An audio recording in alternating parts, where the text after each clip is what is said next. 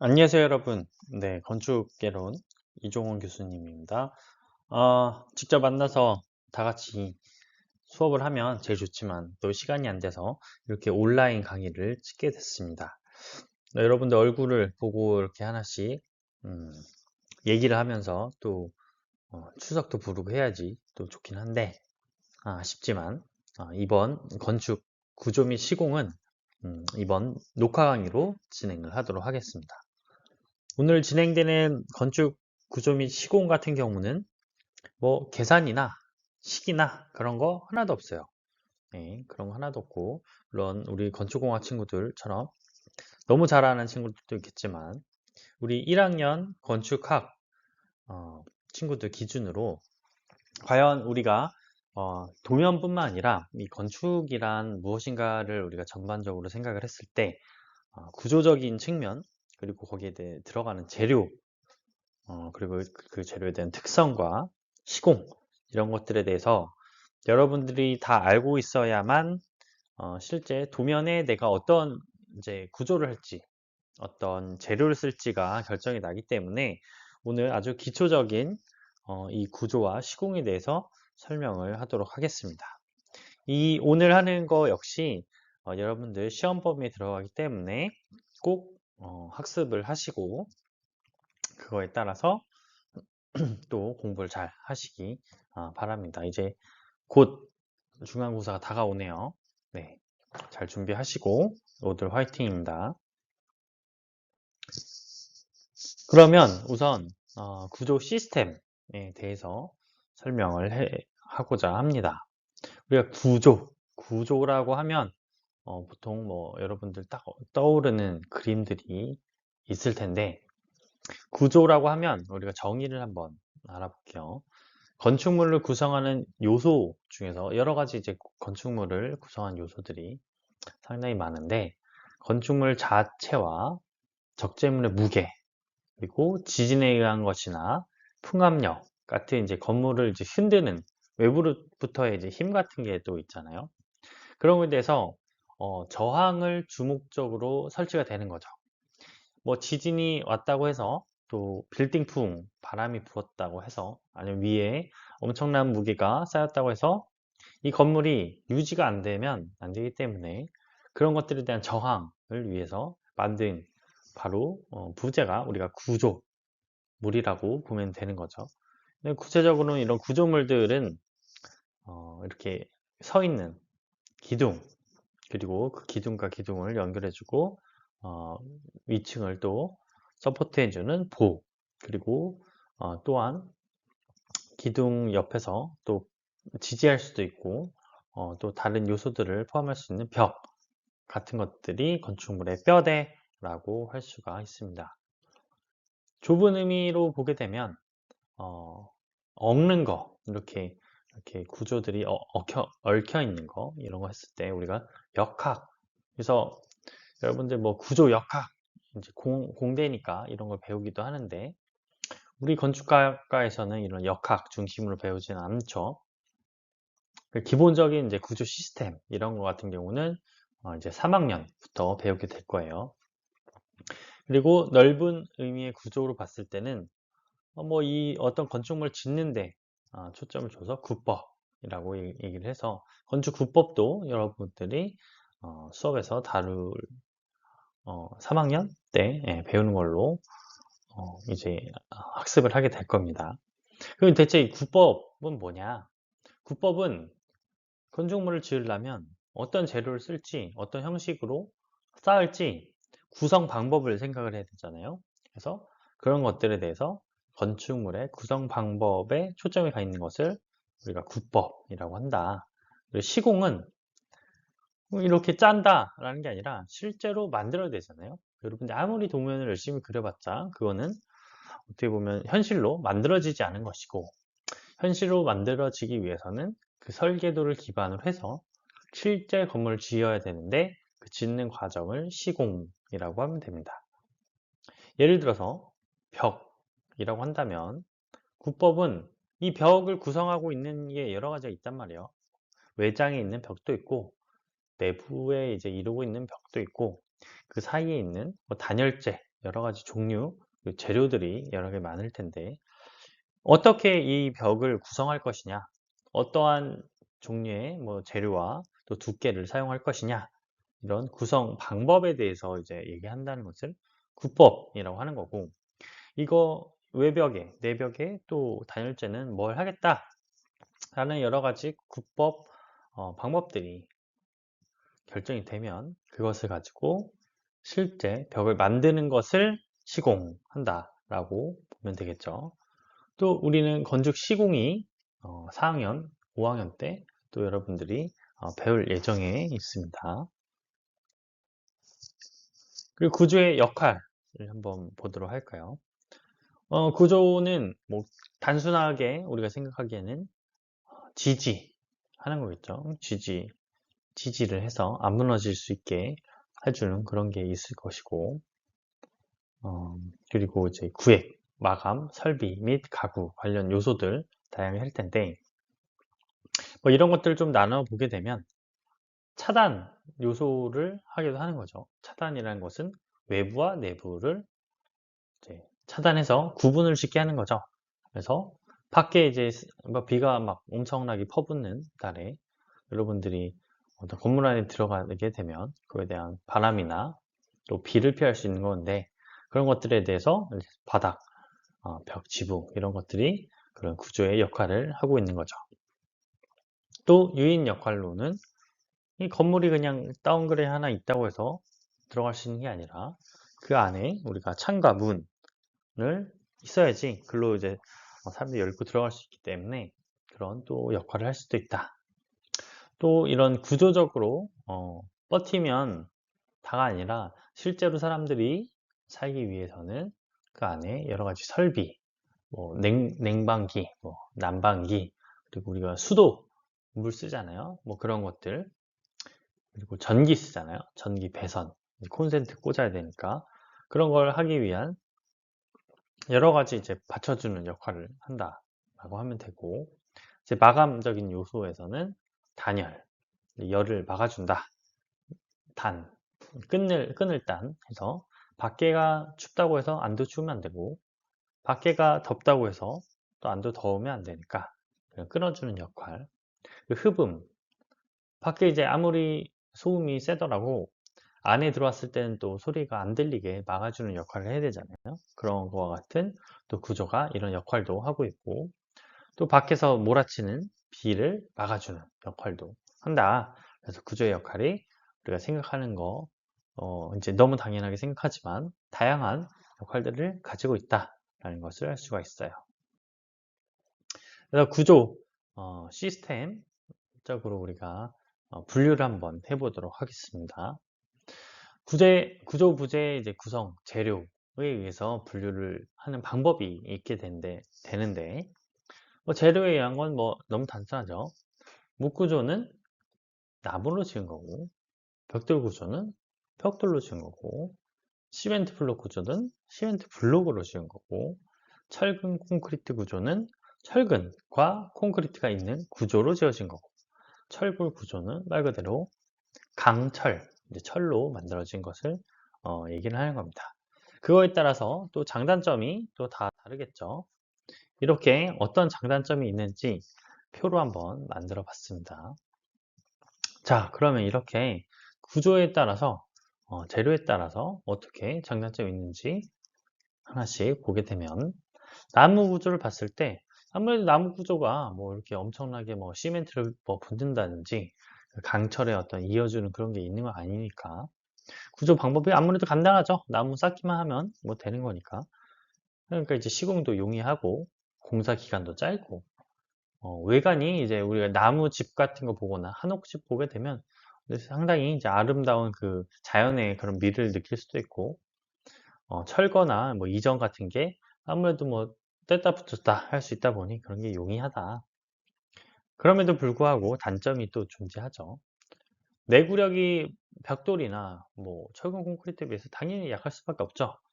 그리고 뭐 비가 많이 노출되거나 썩을 수도 있고, 또 불이 났을 때 너무너무 잘 타는 하나의 요소가 될 수 있기 때문에 또 위험할 수가 있는 그런 거죠. 그 다음 벽돌 구조로 봤을 때 장점은 나무보다는 훨씬 내구성도 좋고 내화성, 불에 견디는 것도 훨씬 잘, 그 나무에 비해서 잘 탈 수가 없죠. 벽돌이 내화성이 좋다는 거고, 그 방한, 방서 이런 밖에 추울 때 더 잘 막아줄 수가 있다는 거죠. 단단하고 그 두께가 있다 보니까 공사비도 대량 생산된 이 벽돌부에 쌓기만 하는 거다 보니 저렴한 편이다. 그럼에도 불구하고 지진 및 횡력에 약하다. 그게 무슨 말이냐? 지진이 땅에서 이렇게 옆으로 이렇게 막 흔들잖아요. 흔들었을 때 벽돌 구조 같은 여러 가지 조각들이 하나씩 막 쌓여 있는 거다 보니 이게 막 거기에 접착제를 붙여놓은 거다 보니 그런 것들이 흔들리면 우르르 하고 이제 다 무너질 수가 있다는 거죠. 그리고 습기에 약하다는 점. 그리고 비교적으로 뭐 엄청나게 높은 뭐 5층 이상, 막 10층 이상 이렇게 지을 수가 없죠. 아무래도 이 벽돌 구조 자체가 무겁고 또 이런 횡력에 약하기 때문에 그 올라갈 수 있는 높이가 또 정해져 있죠. 돌 구조를 볼까요? 돌은 뭐 설명을 그렇게 길게 안 하더라도 내구, 뭐 내화, 방안, 방서, 외관 이런 것들이 또 장점이 있다는 거. 단점으로는 돌 비싸요. 이거 뭐 그냥 있는 자연석 갖다 다 쓰는 것도 아니고 피라미드처럼 다 깎아야 되죠. 다 일일이 깎아가지고 하다 보니까 구해갖고 오는 것도 힘들고 와서 그 깎아서 다 맞추는 것도 엄청 시간이 걸린다. 그에 비해서 이제 메인으로 이제 모든 건축물이 짓게 되는 것이 철근 콘크리트 구조인데 이것을 이렇게 줄임말로 RC라고 합니다. RC. 그래서 여러분들이 이 공사 이런 건축에서 RC 구조다. 그러면 Reinforced Concrete의 이제 앞 글자를 따서 RC니까 RC 구조다라고 알아두면 됩니다. 이 RC 구조가 많이 쓰일 수밖에 없는 이유는 장점이 엄청 많아요. 내구, 내화, 내진에 강하고요. 수중에도 이제 부어가지고 댐 만들거나 다리 만들 때 다 철근 콘크리트로 하죠. 그리고 힘의 흐름이 연속적으로 이게 쭉 부어가지고 만드니까 그런 식이 이제 연속적인 거고 부재 형태도 내가 어떤 틀 안에서 쭉 부어가지고 그걸 틀 형식대로 만들어낼 수가 있으니까 이런 돌이나 벽돌, 나무에 비해서 조금 더 자유롭게 곡선을 표현하기도 쉬운 면이 있겠죠. 그에 비해서 이제 무겁죠? 자중이 크다. 그리고 고가, 공기가 길다는 거. 그리고 균일한 시공이 또 있을 수 있다는 거. 폐기물이 발생한다. 뭐 이런 단점도 존재하고요.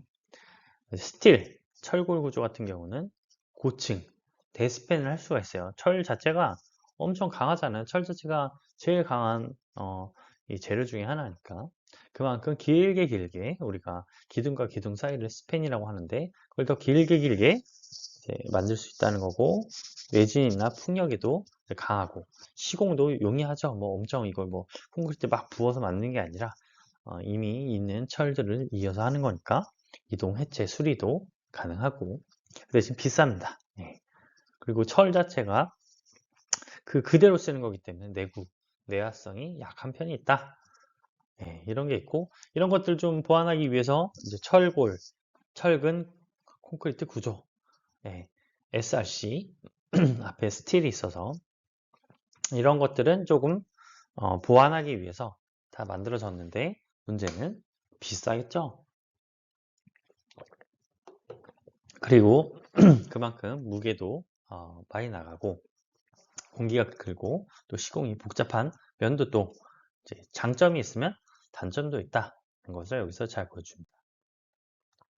시공 방식에 의해서 우리가 또 분류를 할 수가 있는데 아마 여러분들이 이제 계속해서 듣게 되는 기본 용어예요. 물의 사용 여부에 따라서 이제 결정이 되는 거예요. 이 물이 이제 중요한 요소가 되는 건데, 그래도 습식, 물이 쓰이는 거, 건식, 물이 안 쓰이는 거라고 이제 생각을 하면 되고, 또 이제 부재 제작 과정에서 현장에서 하느냐, 아니면 미리 지어진 조립 구조를 하느냐, 이렇게 또 구분이 됩니다. 그래서 습식, 건식 하면, 물 쓰냐, 안 쓰냐, 그런 거고, 현장 조립이다 하면, 현장에서 제작 가공, 조립, 설치하는 거냐? 아니면 조립 구조는 공장에서 미리 부재를 제작, 가공해서 현장에서 조립, 설치만 하는 구조. 뭐 이렇게 얘기할 수 있어요. 우리가 저번 시간에 얘기를 했었죠. 탈현장 건설이 이제 뜨고 있고, 그걸 조금 더 구체적으로 지금 나아가고 있는 것들이 모듈러 건축이다. 그래서 레고 같이 미리 생산되어 있는 판, 벽, 그런 이제 구조물 같은 것을 똑같이 생산해내고, 그것을 이제 가져와서 현장에서는 따로 콘크리트를 치지 않고 그것들을 조립, 설치하는 쪽으로 세상이 가고 있다. 그게 바로 지금 건설 시장의 트렌드다. 라고 여러분들이 알면 좋겠죠. 이 조적식, 또 가구식, 일체식이라고 하는 것들로 이제 우리가 나눌 수가 있는데, 조적식은 말 그대로 쌓은 거, 벽돌 쌓은 거, 여러분들이 가다가 벽돌 쌓아졌다 하면, 조적식 구조라고 우리가 얘기를 할 수 있구나. 가구식은 이렇게, 보통 이렇게 이렇게 쌓는, 뭐, 철골, 뭐, 나무처럼 끼어서 맞추는 이런 구조를 말을 하고요. 일체식은 우리가 기존적으로 알 수 있는 콘크리트를 다 부어가지고, 다 붓게 되면 그 전체가 다 연결이 돼 있잖아요. 콘크리트가. 그런 것들을 일체식이라고 해서 이런 식으로 우리가 구조를 또 분리를 하기도 한다라고 알면 됩니다. 그래서 이런 것들을 좀 구체적으로 알게 되면 다시 조적식, 가구식, 일체식, 특수구조라고 해서 앞에 봤던 이 조적식 구조는 벽돌, 석, 뭐 블록 이렇게 쌓는 거, 그걸 생각하면 되고요. 가구식은 목구조, 철골 구조 이런 식으로 골조를 구성하는 거. 그리고 일체식은 철근 콘크리트 구조, RC 네, 해서 전체적으로 다 연결되어 있는 거. 특수 구조로는 현수식, 트러스 구조, 쉘 구조, 막 구조, 절판 구조 뭐 이런 식으로 다양한 구조가 있다 하는 것을 알아두면 되고요. 뭐 이거에 대한 장단점은 뭐 이런 게 있는데 여러분들이 그냥 보고 인지만 하고 있으면 될 것 같습니다. 이제 방재상 또 분류를 또 우리가 나눌 수가 있어요. 방재상이라고 하면 이제 화재, 소방 이런 걸로 이제 연결이 되어 있는 거죠. 방화 구조와 내화 구조가 대표적일 수 있는데, 방화 구조는 뭐냐면 화염, 불이 났을 때 확산을 늦추어서 피난 시간을 확보하고 화재 초기 진압에 유리한 환경 조성을 하는 구조, 이런 것들을 이제 방화 구조라고 하는데, 뭐 예를 들어서 화염의 확산을 막는 방화벽 이런 구조들, 이런 걸 얘기하는 거고요. 내화 구조는 비슷은 한데 초점이 좀 달라요. 내화 구조는 화재 발생 시에 건축물 자체의 안정성을 유지하기 위해서 아무리 비가 나도, 불이 나도 바로 이게 불타서 녹아버리면 사람이 그냥 다 죽잖아요. 그런 시간을 좀 늘리는데 화재로부터 건물을 보호하기 위한 방패 같은 역할 같은 걸 하는 것을 우리가 내화 구조라고 생각을 하면 됩니다. 내진 구조는 이제 지진에 저항하는 구조. 그래서 우리나라 이미 내진 구조가 일정 면적이 되면 필수가 됐는데, 뭐 지진이 많이 일어나 일본 같은 경우도 이 내진 구조로 거의 모든 건축물이 다 돼 있어서 그것을 대비하고 있다. 내품 구조는 바람에 쓰러지면 안 되니까 그에 저항하는 구조. 내구 구조는 내구성, 녹이 슬거나 썩지 않고 오래 지탱할 수 있는 구조. 방공 구조는 폭탄 등에 대한 저항력이 강하게 건축한 구조라고 얘기를 할 수가 있어요. 방충 구조는 뭐냐? 방충 구조는 나무를 파먹는 이제 흰개미 같은 게 있을 수 있거든요. 우리나라 이제 문화재 같은 게 거의 다 이제 다 나무로 지어져 있잖아요. 최근에 이제 문화재청에서 보고서를 냈는데, 최근 나무로 된 목재, 문화재의 경우 손상을 입은 이유가 대부분 흰개미였다라고 할 정도로 상당히 큰 피해를 봤는데, 그런 것들을 이제 막기 위해서 하는 것들, 방충 구조라고 할 수 있고, 미생물 곰팡이 같은 경우는 방미 구조라고 생각하면 됩니다. 그래서 조적식 구조를 이제 하나씩 보게 되면 벽돌 구조. 이런 벽돌 자체가 압축 강도가 크고 구조물 전체가 압축력에는 강하고 또 접착제를 이제 붙여가지고 이제 하나씩 하나씩 쌓죠. 그래서 잡아당겼을 때는 서로 이제 그 접착제밖에 없으니까 잡아당기면 그냥 뚝 하고 떨어지잖아요. 그 인장력에는 약하다.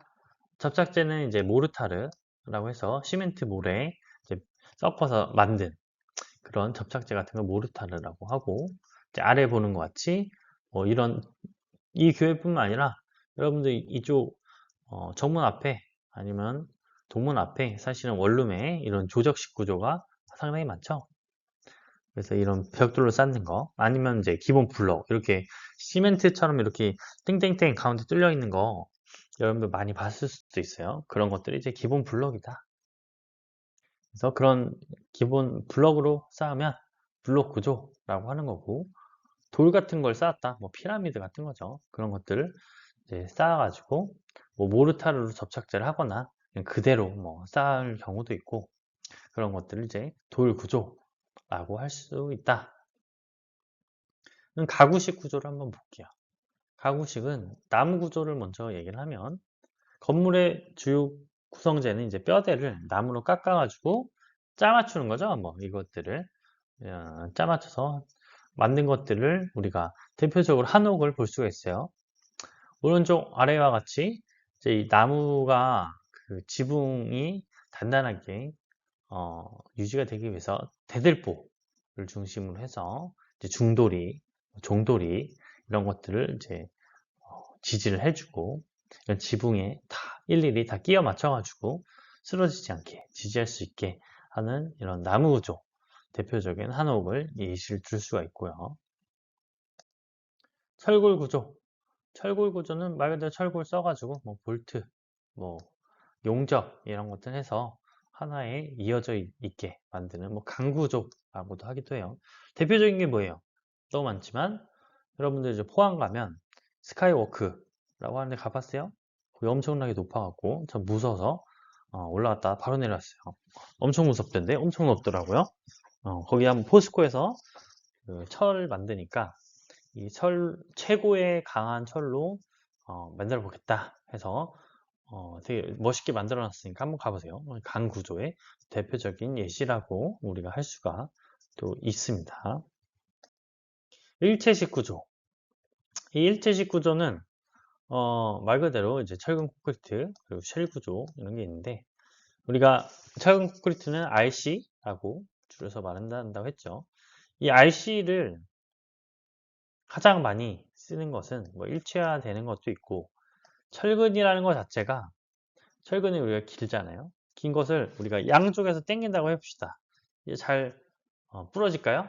아니죠. 엄청 강하죠. 그 인장력이 강한 거죠. 근데 위에서 똑같은 힘을 누른다 하면 구부러질 수 있잖아요. 그만큼 압축력은 또 약해요. 근데 콘크리트는 옆에서 이렇게 막 당기면 잘 끊어질 수 있는데 위에서 누르는 힘은 또 압축력에는 또 강해요. 그러니까 이제 사람들이 생각을 한 거예요. 아, 이 인장력이 강한 철근 그리고 압축력이 강한 콘크리트를 두 개를 섞자. 근데 또 재밌는 게 얘네 둘이 여름이랑 겨울에 온도에 따라서 이제 왔다 갔다 또 줄었다 늘어났다 하잖아요. 그런 것들 이제 선팽창 개수라고 우리가 표현을 할 수 있는데 그러한 늘어났다 줄었다 할 수 있는 이 선팽창 개수가 거의 일치, 거의 일치. 또 재밌죠? 거의 일치하니까 하나는 너무 늘어나고 하나는 안 늘어나고 하면 깨져버리는데 둘이 같이 늘었다 같이 주니까 아주 강력한 구조체가 됐고 부착 강도도 철근이 강해요.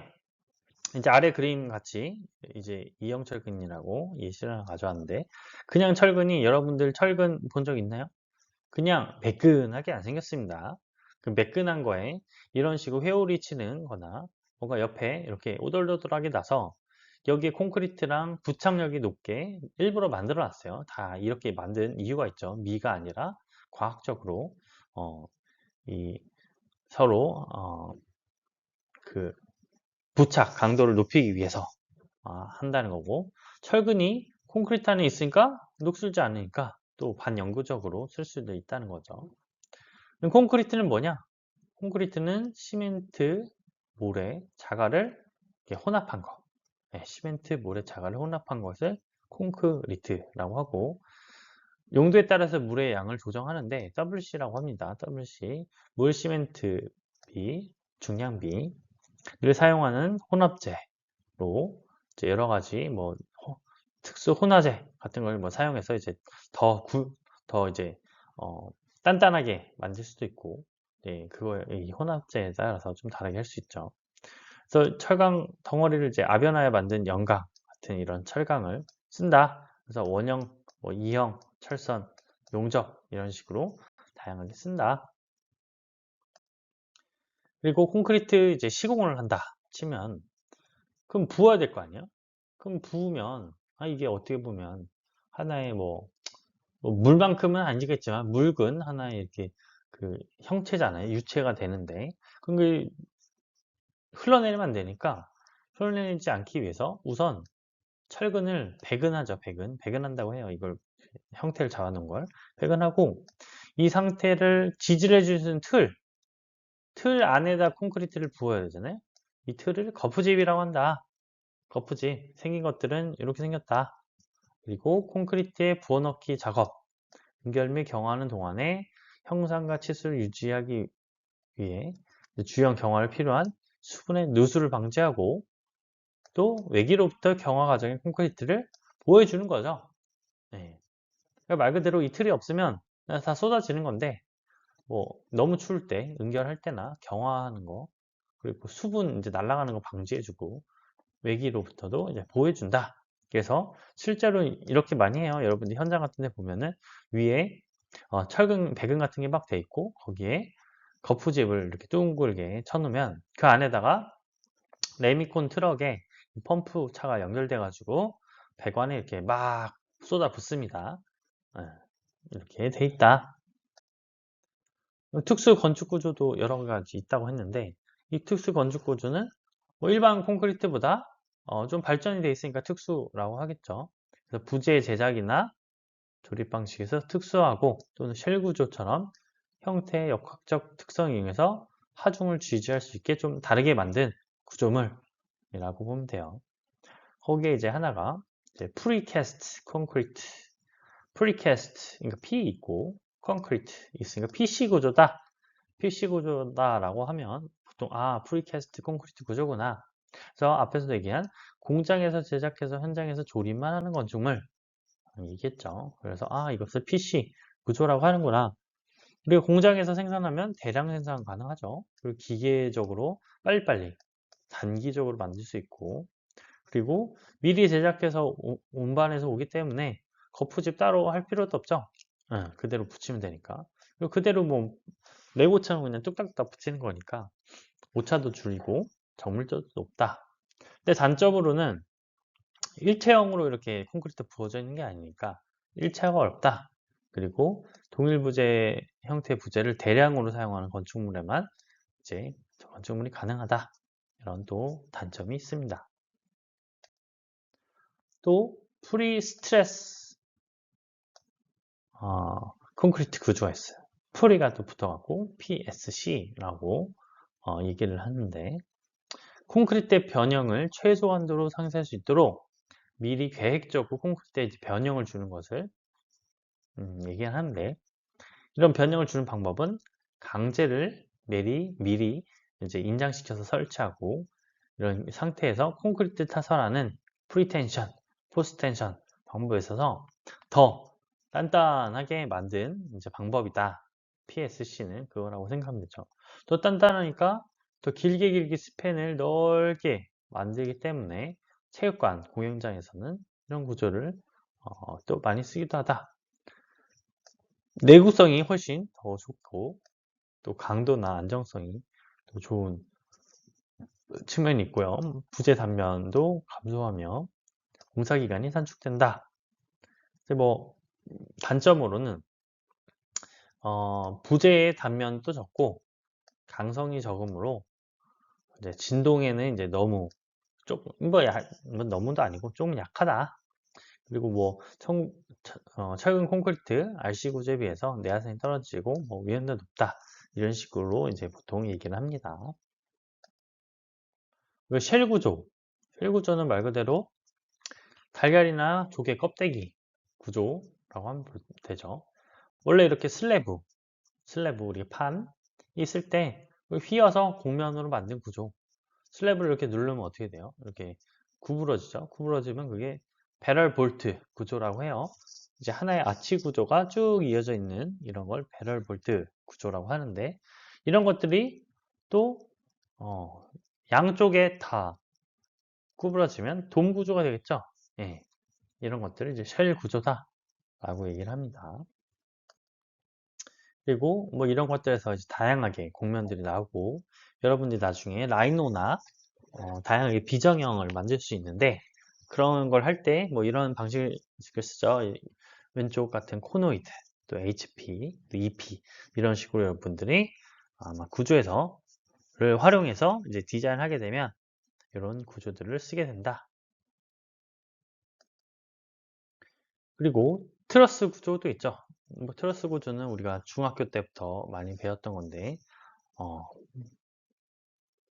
많이 보이죠? 트러스 구조는 강제, 그리고 목재 같은 것을 중요한 게 이제 삼각형 모양으로 짜서 하중을 지탱하는 구조다. 그래서 오른쪽 아래에 같이 교량, 지붕 같은 넓은 공간에서 매우 안정적으로 만들 수 있는 구조가 트러스고, 트러스를 왜 대체 삼각형으로 짜냐?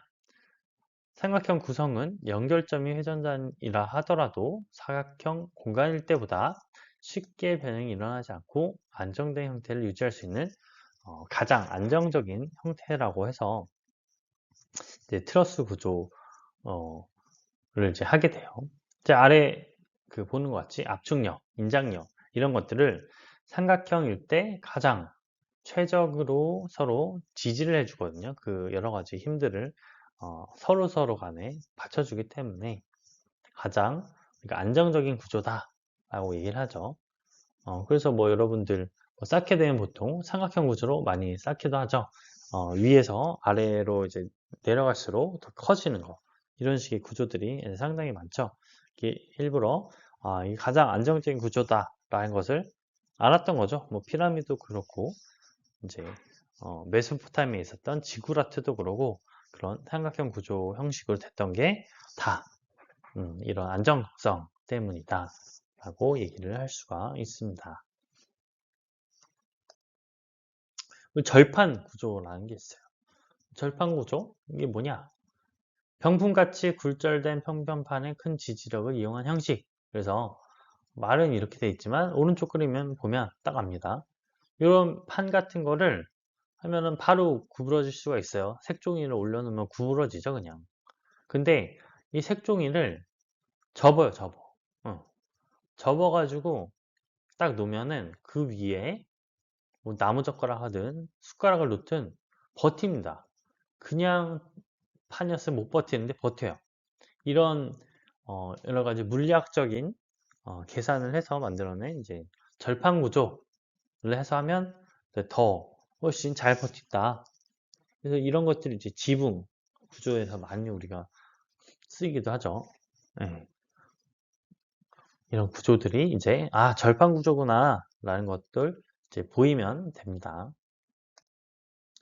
이제 건축 구성 요소에 대해서 한번 설명을 하려고 하는데, 건축이라고 하면 우리가 위에 짓는 것만 좀 생각을 하지만 사실 그 위에를 짓기 위해 기초가 있어야 되죠. 눈에 보이진 않지만 실제 여러분들이 건축을 하게 되면 우선 기초부터 다지는 거예요. 기초에 이 땅이 무르고 너무 다져지지 않다. 그러면 대표적인 게 뭡니까? 네. 피사의 사탑이죠. 피사의 사탑, 이탈리아. 그거 어떻게 됐어요? 옆으로 기울어 있잖아요. 그게 기초가 너무 이제 잘 안 잡힌 거예요. 아래가 이제 연한 어, 땅이 이렇게 단단하지 않다 보니까 거기서 기울어져 버린 거예요. 그래서 이것을 공사도 해갖고 조금씩 세우기도 하고 그랬는데, 이게 또 장점이 단점이 될 수도 있어요. 최근 몇 년 전에 이탈리아 과학자들 또 건축가들이 이제 저같이 이제 연구하는 건축가들이 어, 이 지질 조사를 했어요. 피사의 사탑을 했더니 대체 이 이탈리아에서 역사적으로 봤을 때 수많은 강도 높은 지진들이 있었는데 대체 이렇게 기울었는데 얘는 왜 안 무너졌냐? 그 이유가 뭐냐? 한번 찾아봤더니 사실은 이 기울어진 이유가 그 땅속의 이 기초가 너무 이제 무르기 때문에 그랬는데 오히려 그렇게 물렀기 때문에 그 이 진동이 다 전체가 건물로 안 와서 안 무너졌다라는 것을 발견했어요. 그러니까 이게 물러서 기울긴 했지만 그것 때문에 지진에는 더 강하게 있었다라는 걸 사실 밝혀낸 거죠. 그래서 우리가 이런 말도 있죠. 그 바람이 불 때 나무는 버티다 그냥 우지끈 부러지는데 갈 때는 그 방향으로 이렇게 유연하게 휘어버리니까 오히려 더 잘 버티죠. 그런 것처럼 땅 속에 얼마나 이제 경질이 있냐, 뭐 이제 잘 단단하냐 이런 거에 따라서 그 내진하고도 또 관련이 있습니다. 하여튼 이 기초는 자중, 적재, 하중 및 기타의 외력을 받았을 때 안전하게 집안에 전달할 목적으로 지중해에 설치된 하부 지중 구조물이다 라고 하면 되죠. 그래서 한번 할 때 잘해야 돼요. 보수나 보강 못합니다. 건물을 통째로 드러내야 되는데 그걸 어떻게 드러내요? 그러니까 처음부터 이 기초 슬래브 그리고 이 지정 말뚱이라고 하는 이 지정 그리고 그 아래 이제 잡석 이런 것들을 잘 설치를 해야 된다. 지정은 뭐냐? 지정은 이 구조물의 집안의 상태에 따라서 기초 구조가 달라지는데 집안을 건축물이 잘 설 수도 있도록 이제 강화하는 작업 지정이라고 해요. 지정. 예. 이 지정에는 잡석 다짐, 말뚝, 그리고 피어 이런 것들이 포함되어 있다. 기초의 단어이구나 라고 알고 있어야겠죠. 이런 기초에 또 여러 가지 종류들이 있어요. 기초는 독립기초, 복합기초, 연속기초, 온통기초가 있는데 말 그대로 이어져요. 독립기초는 단일 기둥을 기초판이 그냥 지지하는 거예요. 단일 기둥. 복합기초는 뭐겠어요? 그럼 두 개 이상의 기둥을 한 기초판에 연결해서 지지하는 거. 연속기초는 뭐예요? 연속된 기초판이 연속적으로 쭉쭉쭉 있는 것들이 벽이랑 기둥을 지지하는 거. 온통기둥 뭐예요? 온통기둥. 건물 전체 하부를 기초판을 깐 거예요. 그냥 덩어리 있죠. 그냥. 그게 온통 기초다. 제일 좋은 건 온통 기초겠죠. 어디는 뭐 기초가 있고 어디는 안 깔고 그리고 어디는 기초가 더 깊게 들어가고 어디는 깊게 안 들어가고 하는 것보다는 통째로 해서 하는 게 제일 좋은데 이게 비싸서 문제죠. 그래서 그 롯데타워 같이 엄청나게 높은 건물 같은 경우는 아예 어마어마한 양의 콘크리트를 부어가지고 온통 기초로 아예 만들어요. 뭐 버즈알아랍 그 두바이에 있는 것도 마찬가지고 고층일수록 온통 기초를 많이 쓸 수밖에 없죠. 그리고 지정의 종류가 여러 가지가 있는데 뭐 잡석, 모래, 자갈, 긴 추춧돌, 밑창 콘크리트, 잡석 콘크리트 같은 게 있다라고 알아두시면 됩니다. 그리고 이제 바닥, 벽, 기둥, 창호들을 한번 보려고 해요. 너무 기초적인 건데 이런 것들을 이제 건축학개론에서 여러분들이 기초에 대해서 단단하게 잡으면 좋겠죠. 바닥이란 건축물 내부의 수평 부분, 그래서 슬래브, 보통 여러분 슬래브라는 표현을 많이 써요. 벽은 말 그대로 여러분 생각하는 그 벽이고 힘을 지탱하는 정도에 따라서 내력벽이냐, 그걸 진짜 버티고 있냐, 내력벽이냐, 아니면 그건 아닌 비내력벽이냐, 뭐 커튼월, 창문이면서 이제 지지를 해줄 수 있는 커튼월이냐, 뭐 이런 식으로 나눠지고 또 밖에 있느냐, 안에 있느냐, 그래서 외벽이냐, 내벽이냐 이렇게 얘기하기도 합니다. 기둥은 뭐 기둥 네, 아시고 창호는 창문이랑 헷갈리는 사람들이 있긴 한데 엄밀하게 말하면 창호는 창문이랑 문 그거 다 포함하는 거예요. 창호. 예, 그렇다. 그래서 뭐 계급을 내서 통행, 차단 목적으로 하는 것도 있고 또 채광, 빛이 들어오는 이제 유리로 돼 있어서 빛이 들어오게 하거나 또 통풍, 문 열어서 이제 바람 들어오게 하거나 이런 것들 역할을 한다. 그래서 이런 계단도 또 얘기를 해봐야 되는데 계단 같은 경우는 그냥 여러분들이 생각 없이 뭐 그냥 봤을 수도 있겠지만 이 계단마다 다 이게 법적으로 이유가 있어요. 이걸 이제 알아두면 좋겠죠. 높이가 3m가 넘는 계단이 되게 되면 3m 이내마다 유효너비 120cm의 계단 참, 요거 계단 참이라고 합니다. 여러분들이 이제 계단을 올라가다가 갑자기 이렇게 좀 쉬었다 가는 게 있잖아요. 그 계단 참이라고 하는데 이게 1.2m 이상 이렇게 해야 된다. 이런 숫자들을 알아두면 좋겠죠. 3m 초과할 때, 3m 이하일 때, 그리고 이제 1.2m 이상 되는 게 돼야 된다. 그리고 높이가 1m를 넘는 초과하는 이런 계단에서는 난간을 설치가 반드시 돼야 된다. 법적으로 돼야 된다는 거예요. 그리고 너비가 3m를 넘는 계단에서는 계단의 중간에 너비 3m 이내에 요거 난간, 네, 난간을 설치해라. 네, 그래서 서로 이제 헷갈리지 않게 설치해라. 이런 게 있고요. 이때 계단의 단 높이가 15cm 이하, 단 높이가 이 계단 요거 얘기하는 거예요. 그리고 단 넓이가 30m 이상인 경우는 제외한다. 그렇긴 한데 하여튼 단 높이, 단 너비가 뭐냐? 계단에서 그건 알아둬야겠죠. 높이랑 너비가 뭔지. 그리고 계단의 유효 높이는 2.1m 이상, 인간으로 봤을 때 2.1m 이상으로 반드시 해야 된다라는 거, 이런 숫자들을 이제 알아둬야 되겠습니다. 그리고 오른쪽 이제 그림 봐도 여기서 여러분들이 나중에 도면 그림 이렇게 그리겠죠. 이렇게 화살표 방향이 올라가는 거, 네, 그런 것도 이제 표시를 한 거, 계단 참, 참에 대한 너비, 이제 계단에 대한 너비, 이게 이걸 표현하는 거다. 이런 것들의 용어들을 잘 알아둬야겠죠. 지붕과 천장을 보겠습니다. 천장은 방의 보온과 미관을 위해서 방의 상부 중 일부를 가린 거. 그래서 뭐 천장 하면 뭐 여러분 잘 알죠? 지붕도 굳이 뭐 멋있는 말 안 하더라도 많이 아는데 평지붕 그냥 진짜 평평한 거 그리고 한쪽만 이렇게 돼 있는 거 외쪽 지붕 그리고 박공지붕 우리 한번 배웠죠? 박공지붕 모임지붕 옆에 요게 있느냐 없느냐 차이죠. 그리고 교차 박공지붕 두 개 연결한 거 교차 모임지붕 뭐 꺾인 지붕 맨사드 지붕 이런 게 있다. 이런 지붕에 대한 종류들도 알아둬야 있죠. 건축 재료 및 시공에 대해서 설명을 드릴게요. 건축 재료란 건축물 만들기 위한 재료. 그래서 건축물 구성도 하는 거죠.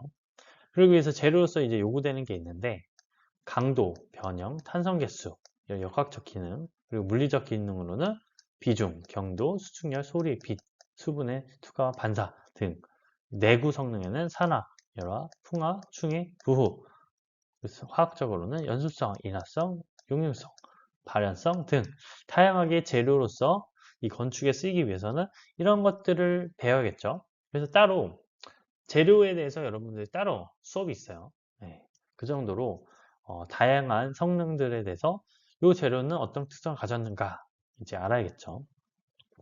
구조 재료가 있고 마감 재료가 있고 차단 재료가 있고 방화, 내화 재료가 이렇게 달라진다.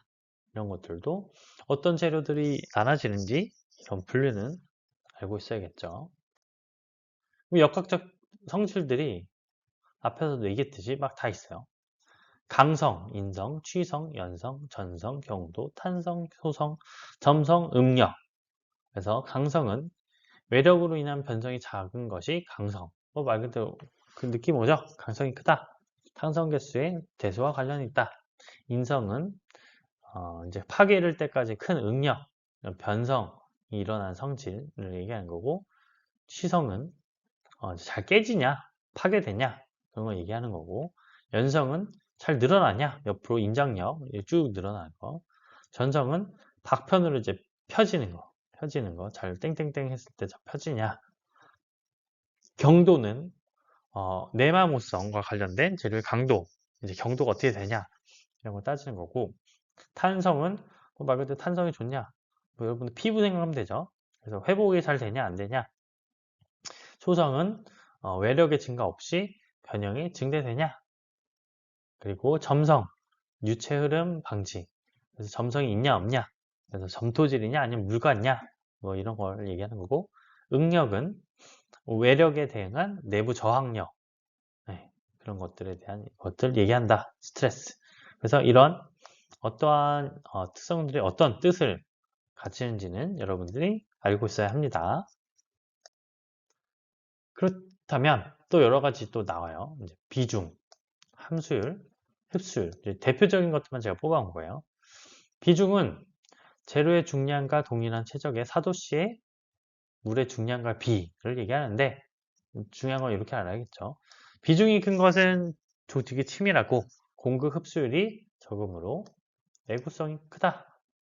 이렇게 특성이 있을 수 있고, 함수율은 수분을 포함하는 고체 중의 수분량을 나타낸 거예요. 함수, 워러 컨텐트 이렇게 돼 있잖아요.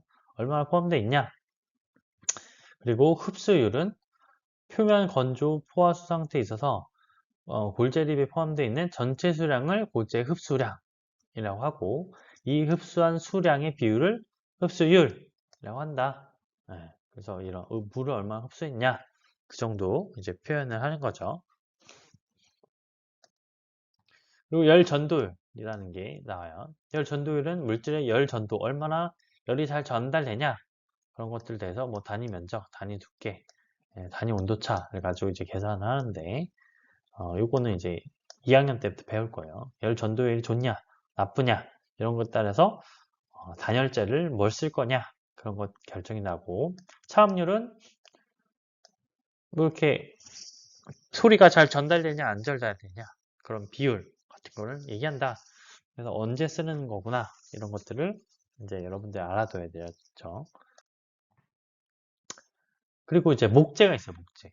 네, 목재는 뭐 더 구체적으로 가면 뭐 이제 나무가 다르죠. 침엽수냐 화렵수냐 그거에 따라서 이제 여러 가지 또 특성들이 가지고 있고, 뭐 내부 장식으로 대나무, 뭐 야자수 이런 것들 많이 쓰는데, 이제 침엽수 같은 경우는 연재, 구조용으로 되고, 활엽수는 경재해서 장식, 마감, 가구용 이런 식으로 나무마다 특성에 따라서 좀 쓰는 게 달라요. 네. 그리고 이게 목재를 좀 이렇게 잘라갖고 보게 되면 여러분들이 이제 보통 나이테라고 하는 이런 것도 있겠지만, 구조적인 측면에서 보면 심재, 변재로 이제 중요하게 되겠죠. 심재는 저 안쪽에 있는, 안쪽에 있는 이거, 그리고 그 중심을 변두리로 이제 뺑 하고 있는 거 변재가 있는데, 이제 심재는 수심 주변으로 변재보다 단단하고, 이제 변재는 수액의 통로가 되고 양분 저장소에서 조직이 불안정하다. 그래서 단단한 거는 아무래도 심재겠죠. 예. 이 목재 건자재로서 신축과 비중이 중요한데, 신축은 수분에 의해서 함수율 이하에서 발생한다. 변재가 심재보다 신축이 크고 비중이 큰 목재가 또 신축이 크다. 그렇죠. 이 비중은 목재의 강도, 변형, 내구성, 가공성을 판단하는 역할을 또 하게 되고, 강도는 이제 비중과 또 비례한 거예요. 그래서 그리고 목재 열 전도율은 비중이 크고 함수율이 증가하면 같이 증가한다. 아무래도 열 전도율은 이제 막 이렇게 막 뭉쳐 있는 비중이 큰 거, 그리고 함수율 물이 많으면 더 빨리 열을 전달한다 그 얘기를 하는 거예요. 비중은 이제 오밀조밀하게 모여있는 그것을 얘기하는 거니까요. 석재 돌이죠, 돌. 어? 뭐 이건 이제 전리, 성목, 뭐 이렇게 뭐 나뉜다. 뭐 구체적으로 아니더라도 이 정도 알아야 되고, 석재는 또 화성암, 수성암, 변성암. 우리 고딩 때 배웠죠? 예, 뭐 화성암에는 화감, 삼록암, 안산암, 석영, 그 수성암, 퇴적암이라고 하기도 하는데, 삼, 전파암, 응해암 뭐 이런 것들이 있고, 변성암에는 석회암, 사문암, 대리석이 있어요. 다 이게 구조적인, 재료적인 차이 때문에 나눠져 있고, 실제로 건축 지을 때 이제 구조적으로 되느냐, 아니면 내장재로 쓰느냐, 이런 석재 특성에 따라서 다 나눠있겠죠. 석재는 압축 강도도 크고 내마무성, 내구성, 내화학성 우수하긴 하죠. 근데 취성이 크다 보니까 비중이 커갖고 이제 완전 단단하게 다 모여 있으니까 무겁죠, 무거워. 네. 나무보다 훨씬 무겁죠. 그래서 가공이 또 어려운 점은 존재한다. 이런 것들을 이제 쌓는 방법들이 또 있어요. 이제 크게 5가지라고 이제 볼 수가 있는데, 뭐 층을 쌓는 거예요. 이렇게 거친 돌로 쌓는 거 보면 이 켜 3켜씩 이제 쌓고 같은 높이로 이제 수평 줄눈이 일직선을 통하게 딱 쌓게 되는 거. 그리고 바른 층 쌓기는 말 그대로 그냥 똑같이 계속 이렇게 똑같은 형식으로 그냥 쌓게 되는 거. 빠른 못 쌓기는 옆으로 해가지고 쌓게 되는 거. 그런 걸 좀 변형하면 업무 쌓기로 될 수도 있고, 거친 돌 막 쌓기는 조금 예전 뭐 우리가 불국사 이런 데 보면은 뭐 거친 돌 그냥 그것들을 다 하나씩 하나씩 잘 맞춰서 하기도 하고 다듬어 가지고 이렇게 쌓기도 하죠. 그래서 층지어서 바른 층, 마른 무, 거친, 뭐 다듬 이런 식으로 돌을 쌓고, 여러분들 이제 길 가다가 돌담 아니면 여러 가지 건축물 보면 이런 게 또 보이겠죠. 콘크리트 앞에서 얘기했던 시멘트, 물, 골재를 합한 거다. 그래서 결국엔 이런 수화 반응에 의해서 경화하는 성질 때문에 엄청 단단해진다. 시멘트는 이제 석회석 가루를 얘기를 한다. 거기다 이제 물 섞고 골재를 섞는데, 골재는 또 뭐냐? 모래, 자갈, 부순 돌 이런 것들 얘기하는데, 콘크리트 해적의 7, 80%를 차지할 정도로 제일 많이 들어가요. 시멘트는 뭐 25% 정도. 네, 그 정도 골재를 어떤 것들을 잘 쓰느냐가 되게 중요하죠. 혼화재료. 혼화재료는 어떤 콘크리트를 만드느냐에 중요한 역할을 하는 거예요. 정말로 뭐 최고의 단단한 콘크리트 할 건지, 아니면 어떻게 변형해서 할 건지, 그에 따라서 다양한 혼화재료를 쓴다. 그리고 이러한 콘크리트는 또 여러 가지 또 설명할 수 있는 용어들이 있는데, 시공연도, 워커빌리티, 요 용어죠. 워커빌리티라는 말이 있어요. 이 워커빌리티는 굳지 않는 콘크리트의 반죽 질기에 따른 작업의 난이도와 재료 분리에 저항하는 정도를 나타내는 콘크리트 성질. 네. 그래서 이게 뭔 말이냐? 워커빌리티가 좋다. 이 말은 콘크리트 재료가 분리가 발생 안 해서 잘 섞인다. 그래서 좋다. 서로 잘 섞이더라. 그런 걸 얘기하는 거예요. 그럼 이럴 때 이제 슬럼프 테스트라는 걸 하는데, 이게 잘 섞였냐? 반죽이 좀 이렇게 질게 잘 섞었냐?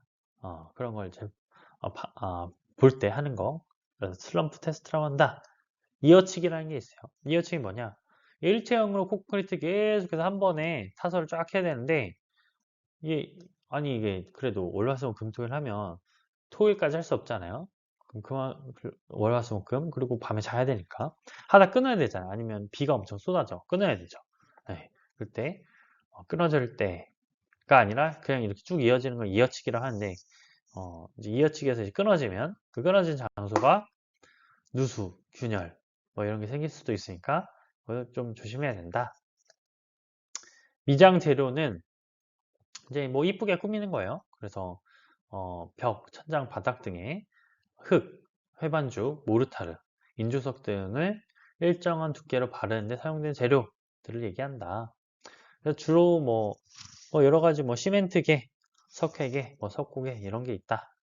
앞에서 나왔던 이제 모르타르는 이제 시멘트, 모래물 혼합해서 만든 접착제 얘기를 하는 거고, 금속 재료는 말 그대로 이제 뭐 철금속, 뭐 비철금속으로 나뉘는데, 우리가 오른쪽 그림과 같이 이런 철로 잘 지어진 그런 건축물도 또 이쁘고 깔끔하게 경쾌하게 또 보이는 또 특성이 또 있겠죠. 그리고 재료로서 중요한 게 또 유리가 있죠. 유리. 네. 유리 같은 경우는 반영구적으로 쓸 수 있고, 내구성 있는 불연 재료, 이제 불에 타진 않죠. 깨지긴 하지만 대량 생산도 가능한데 잘 깨지죠. 예. 파손이 되기 쉽고, 그리고 콘크리트 벽에 비해서 단열, 차음 효과가 낮죠. 당연히 그 두께도 다르고, 그래서 밖에 열도 잘 못 막아주고 차음도 잘 안 된다. 그래서 이것을 얼마나 유리 창을 쓸 것이냐, 콘크리트를 쓸 것이냐, 그런 구조에 따라서 사람이 사는데 쾌적하느냐가 결정되기 때문에 건축 환경적으로 여러분들이 또 생각을 해야 되죠. 또 도장 재료는 유동 상태로 이제 표면에 바르면 이제 얇은 층이 형성되는 거, 도료, 그래서 페인트 그런 거 얘기한다. 이렇게 얘기하면 전반적으로 건축의 시공, 그 구조, 재료에 대해서 우리가 1학년에 알아야 되는 기본적인 것을 배웠습니다. 이제 여러분들 또 시험 준비 잘 하시고 또 우리 다음 시간에 만나서 또 얘기를 하도록 하겠습니다. 네, 지금까지 수고했습니다.